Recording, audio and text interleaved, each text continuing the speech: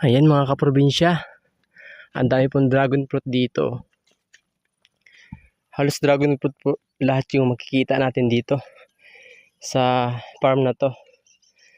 Medyo hinahangos tayo, galing tayo sa ilog. Nag-vlog kasi tayo dun mga kaprobinsya sa paghuli ng hipon. At pauwi na ako kasi malulubat na yung ating battery. Short tayo sa battery. Pagmasdan nyo naman mga kaprobinsya, ang daming dragon fruit.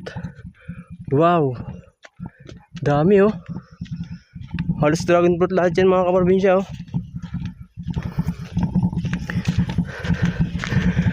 Pagod. Ayan mga kaprobinsya, dragon fruit farm, dragon fruit farm.